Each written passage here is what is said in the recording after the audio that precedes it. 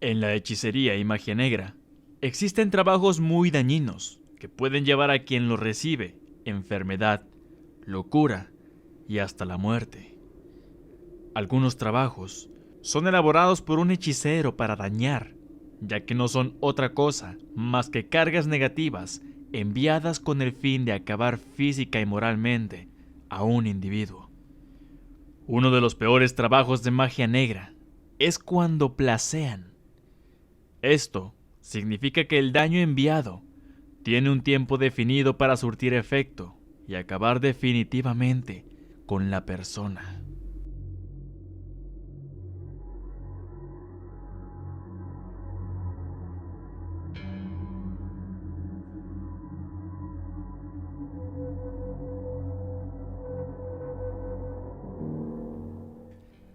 Fue en un viaje familiar que hicimos mi familia y yo a unas playas de Nayarit, en las que mi abuela nos contó una historia muy peculiar.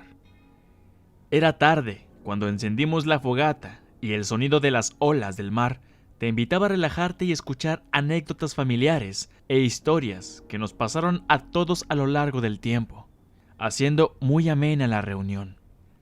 Al momento de tocarle a la abuela contar algunas experiencias, todos nos callamos, pues sabíamos que sus relatos eran fascinantes. La calma y la tesitura de su voz era alucinante cuando relataba experiencias de épocas en donde ella era joven.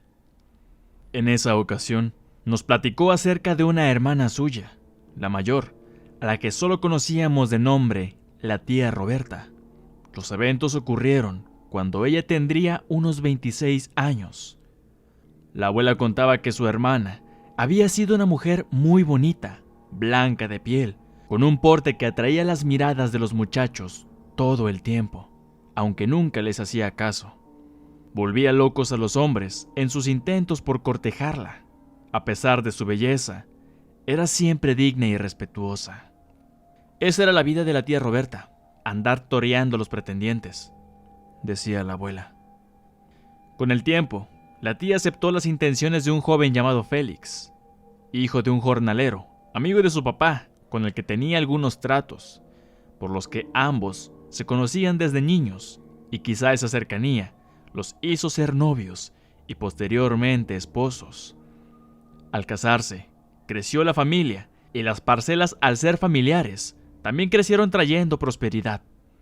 La tía, al ser mayor, era realmente la jefa de la familia, de todos los hermanos y cuñados. Sin embargo, la desgracia llegó una noche que todos dormían. Como la familia de la abuela era campesina, dormían en un tejabán en medio del campo, mientras era la época de la siembra. Todos eran muy unidos y se apoyaban en el trabajo. Esa noche, después de cenar, se fueron a dormir. Siendo de madrugada, mi abuela despertó por un extraño ruido que se escuchó en las láminas del tejabán. De principio, creyó que quizá eran las ramas de los árboles aledaños, pero después de un rato, notó que eran unos peculiares rasguños, quizá de patas de alguna ave que se hubiese postrado en la lámina. Con temor, levantó a Roberta para que escuchara los ruidos, palideciendo al pensar que se trataba de alguna bruja la que rondaba el campo. Con la preocupación, se imaginó que quizá andaba merodeando el lugar por sus pequeños hermanos y cuñados. La abuela en ese entonces contaba con 5 años, siendo la menor y la más vulnerable. Con ese temor, se levantó a investigar los ruidos. Al asomarse, escuchó unos escalofriantes graznidos de varias aves, aumentando el terror al darse cuenta que atentas permanecían unas aves de negros plumajes que muy apenas cubrían sus pieles granulosas, igual de negras. La cabeza de esos animales les daba un horrible aspecto de sopilotes, cuyos picos amarillentos resurgían de entre forúnculos y su negro plumaje, haciendo ruidos escalofriantes que anunciaban desgracias. La tía, al igual que la mayoría de las personas de aquella época, era temerosa de Dios. Había crecido conociendo un sinnúmero de leyendas y anécdotas sobre brujas, además de sus alcances. de cómo se quitaban la piel para después colocarse plumajes con tierra y sangre para convertirse en aves córvidas y surcar los cielos nocturnos en busca de niños o víctimas con las cuales poder alimentarse u ofrecer sus huesos al diablo a cambio de juventud y poder. Con ese temor, la fe de la tía Roberta le dio el valor de salir a plantarse en medio del patio para recitar las 12 verdades del mundo, tal y como le había enseñado su madre, y esta a su vez por su abuela. No había terminado la primera verdad cuando alzaron el vuelo las aves que, asustadas, dieron fuertes graznidos, indicando que algo las había asustado de sobremanera. Todas se fueron perdiendo entre la negrura de la noche, a excepción de una que no alcanzó a volar, cayendo pesadamente en el piso. Sus fallidos intentos por alzar el vuelo levantaron tierra y plumas por la desesperación. Los graznidos horribles que lanzaba mientras la tía avanzaba en cada verdad la hacían agonizar quizá del dolor. Con aplomo, corrió a donde estaba el ave para echarla al monte, y después regresó para dormir junto a los niños, aunque estuvo pendiente toda la noche que no volvieran las infernales aves. Al rayar el alba, toda la familia se levantó para iniciar el jornal. Las mujeres tenían sus propias tareas, mientras los hombres se iban a la parcela a trabajar. Siendo mediodía, la tía Roberta preparó la comida para llevarla a la parcela donde su padre y hermanos comerían. Era ya tarde, por lo que tomó una brecha entre una arbolada para cortar el camino. El angosto caminito era muy largo. Iba sumida en sus pensamientos, pero al llegar a un pequeño claro, vio a una muchacha sentada en una piedra. Su aspecto desaliñado llamó su atención, y al acercarse, pudo notar que vestía un percudido y viejo huipil. Estaba manchado de lodo y tierra, al igual que la piel de la joven. Lo más extraño eran sus manos y sus pies. Estaban cubiertos de un barro petrificado de color negro. A su alrededor había grandes plumas, como de cola de guajolote. De entre su cabello largo y cubierto de suciedad, surgió un rostro juvenil, lleno de mugre, cuyos extraños ojos negros se clavaron en Roberta que, al verlos, sintió escalofríos. A pesar de ello, se acercó para preguntarle si estaba bien, si se había perdido o estaba buscando a alguien. La muchacha miró desafiante y con reproche. Después de un largo silencio, con una voz ronca le dijo: «No andaba perdida, pero me tiraron mientras volaba. No hay reclamo, pues ya me desquitaré». La tía, al sentirse aludida y entendiendo con quién estaba hablando, le dijo serena: «Muchacha, no le desees el mal a nadie. Te ayudo, pero no traigas la mala suerte. Dios te bendice». Al decir esto último, la joven se levantó de la piedra para salir corriendo entre la arbolada, desapareciendo en medio de gritos y risas que hicieron eco en el monte. Inquieta, tomó el itacate y el jarro de agua, colocándolo en su cabeza para continuar su camino hacia la parcela. Aún así, iba preocupada de la amenaza de la joven. A veces son impetuosos y no saben lo que hacen. Son vengativos, pensaba. Esa misma tarde, la preocupación se tornó en temor, decidiendo acudir por ayuda con un viejo curandero del pueblo, al que todos conocían como el señor Armando. Todos sabían que este hombre era brujo y curandero de experiencia.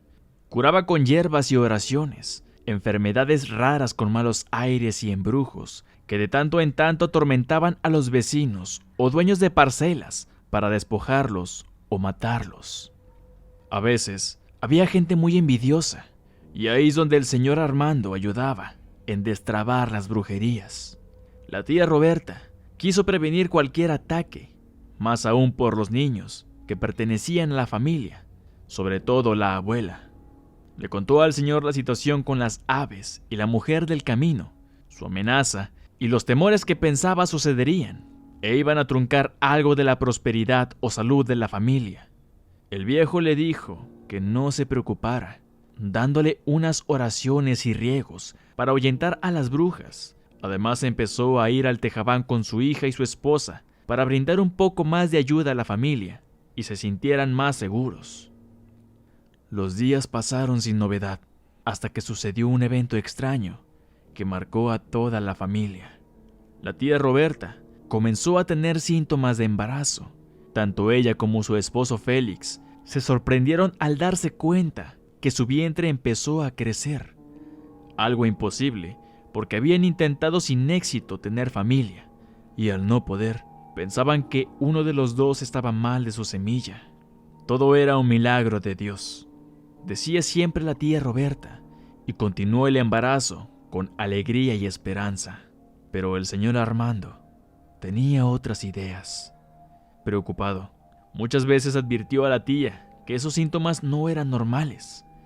Él no dudaba que lo hubiesen plagiado, es decir, que le habían impuesto un mal progresivo para matarla lentamente hasta que el plazo de la brujería se cumpliera y cuya finalidad era provocar una muerte lenta.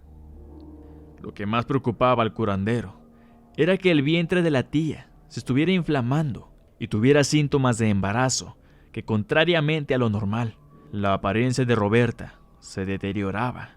Su piel se tornó amarillenta, seca y despedía mal olor. Esas afirmaciones hicieron que Félix entrara en ira, diciendo que eran puras mentiras. Él no era creyente de tales cosas, pero la tía tenía sembrada esa duda, mezclada con ilusión de que todo fuera una mentira y que en realidad sí estuviese esperando un bebé. Félix corrió al señor Armando, advirtiéndole que no se acercara a su familia. Decía que todo eran viles mentiras para sacarles dinero, por lo cual el hombre se alejó, dejando a su suerte a la tía. Como era una mujer de fe, dejó todo en manos de Dios, y el embarazo continuó su ciclo. Su vientre creció y creció hasta sobrepasar límites, y mientras eso pasaba, su salud se iba deteriorando lento. Su piel amarillenta se llenó de muchas manchas negras, y su vientre parecía rodeado de venas verdosas, como si éstas lo abrazaran. Llegando un momento en que ya no pudo levantarse de la cama, debido a que sus piernas y pies se hincharon tanto que le producían dolores y fatiga, además de desarrollar sobrepeso. Por supuesto, la llevaron con varios médicos del pueblo, que no entendían los síntomas que presentaba. Nunca habían visto algo como eso, y solo le recetaban medicamentos para el dolor y dormir. La desesperación invadió a todos en la familia, que se esmeraban por cuidarla. Para cuando llegó el momento del parto, estaba casi en los huesos. Su cadavérico cuerpo era inquietante, aunque no más que la apariencia grotesca de su vientre, que continuamente se movía, indicando que el producto estaba bien, o por lo menos eso pensaban. Fue la noche previa al nacimiento. Una partera iría a asistir el alumbramiento del hijo de Roberta, un hijo muy deseado. Luego de bañar y acostarla, Félix se fue a acostar con los hombres al Tejabán, y por la mañana fue por la partera, pero al llegar a la casa, con tristeza y dolor, le dijeron que la tía Roberta había fallecido. Sobra decir que hubo mucha congoja en la familia por este acontecimiento, y más cuando la partera confirmó que el bebé también estaba muerto.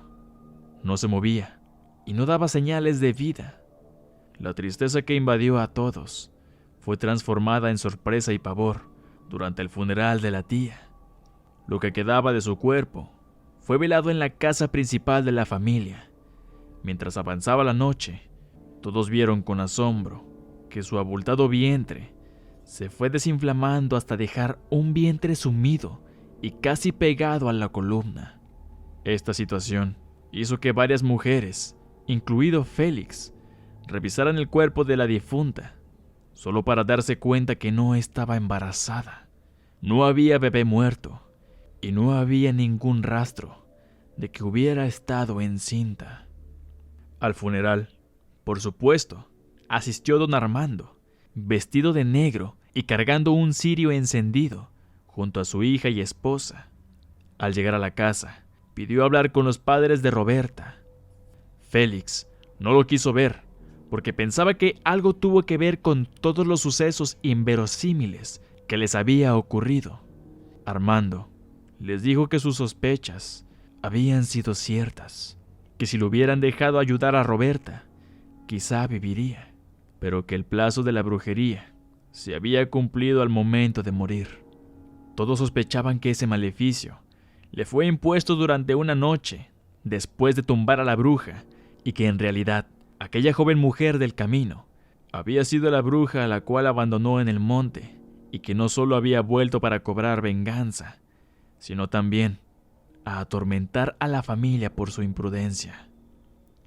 Con su entierro, las cosas siguieron su curso, aunque toda la comunidad vivió con miedo de ver aves negras córvidas que anunciaran desgracias y significaran algún tipo de maldición para alguien que fuera placeado. Historia adaptada por Eduardo Liñán, el escritor del miedo. Si te gustó la historia, no olvides darle a like y compartir. Suscríbete si eres nuevo en el canal. Activa la campanita para que cuando subamos nuevo video seas notificado. Mi nombre es Carlos Lozano y espero puedas dormir. Esto es Leyendas de Monterrey.